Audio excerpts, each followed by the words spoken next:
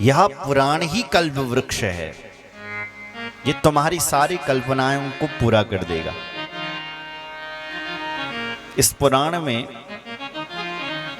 7 संहिताएं हैं।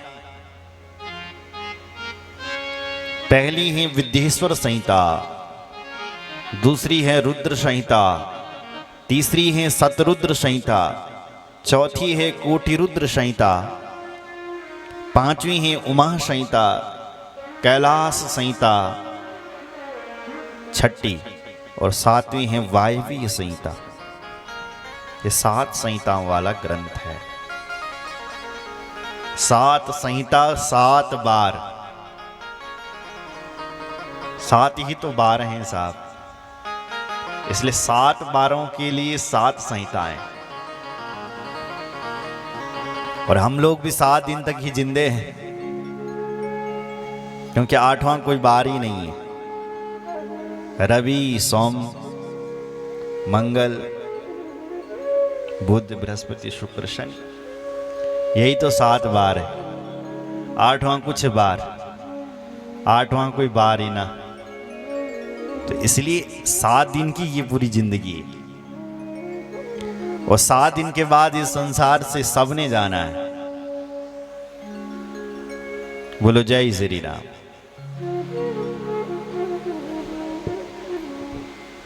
फिर भी मनुष्य को इस जिंदगी में नींद बहुत प्यारी है। निंद्रिया ह्रियतेन तम, हमारो आज आधा जिंदगी बल नींद मां क्षण मां खत्म हुए जान। क्यों साहब? वो आधा जिंदगी व्यवहार निभाने मां, व्यवहारेण च वावया, व्यवहार निभाने में खत्म हो जाती है। बेटे को ब्याह करूं, बेटा नौकरी लगाना है, फलानी रिश्तेदारी निभानी है, ये संसार के व्यवहार निभाने में आधी जिंदगी खत्म हो जाती है। अच्छा, 2-4 दिन बच भी जाते हैं। दिवाचार थे हया राजन, अगर 2-4 दिन बच भी गए, वो किस में लग गए? कुटुंबा भरणी नवा, कुटुंब के भरण पोषण में लग जाते हैं।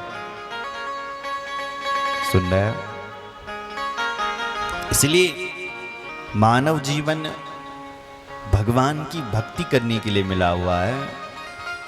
और शिव पुराण सुनकर के आप भगवान शिव जी की भक्ति करें, शिव जी में आपकी श्रद्धा उत्पन्न हो, उत्तर उत्तर आपकी भक्ति और बढ़े। इसीलिए ये शिव पुराण की कथा हमने और आप सबने श्रवण करनी है। बोलो शंकर भगवान की जय। कल आप सुन रहे थे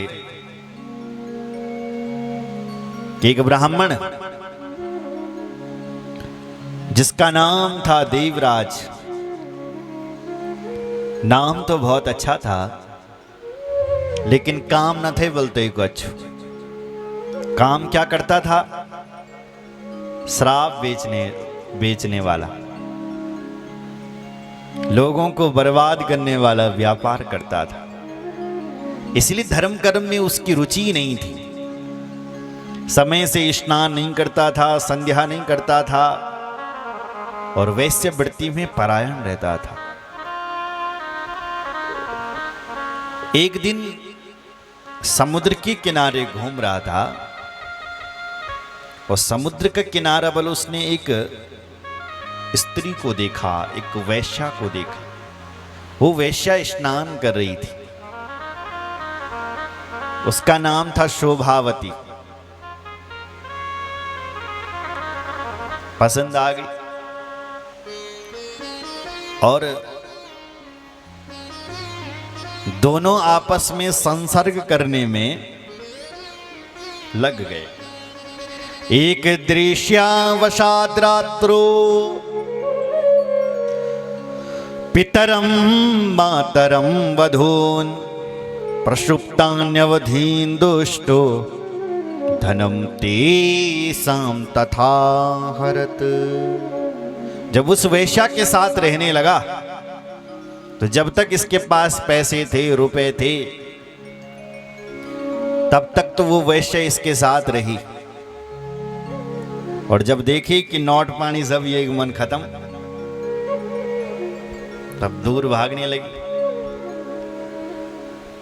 कहा कि तुम्हारे पास सब कुछ है ही नहीं। उसने कहा जिंदा क्यों कर रहे, मेरा बाप बहुत बड़ा पैसों वाला है।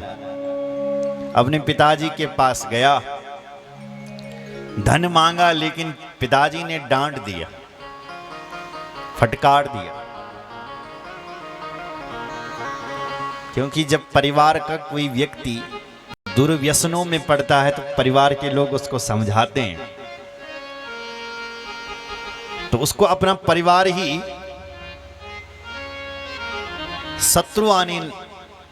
शत्रु नजर आने लगता है। क्यों?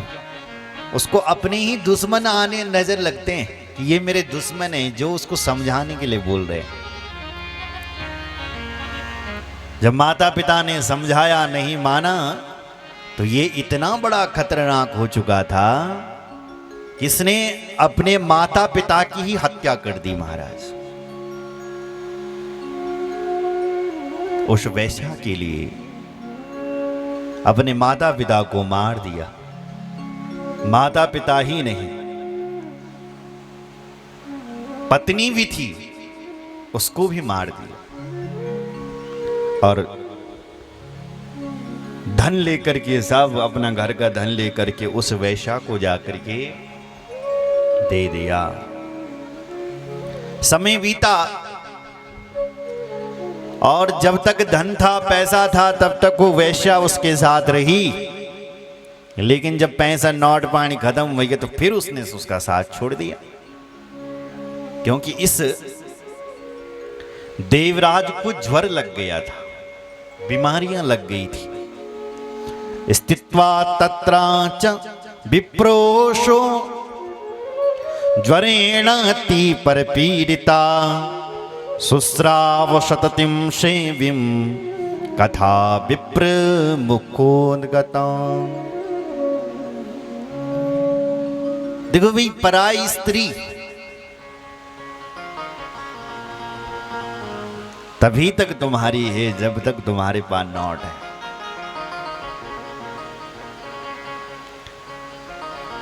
और जब नोट पानी खत्म, तब सब साथ छोड़ देते हैं। आज जब इसको बुढ़ापा आया और जब बीमारी आई, घर वालों को तो इसने पहले ही मार दिया। अब कौन इसका? तो चलता चलता तीर्थ क्षेत्र में गया जब इसको बीमारियां लग गई। क्योंकि जब कोई न होनवल हमारो,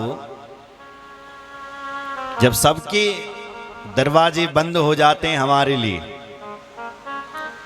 फिर भगवान के दरवाजे खुल जाते हैं। साहब सुन रहे?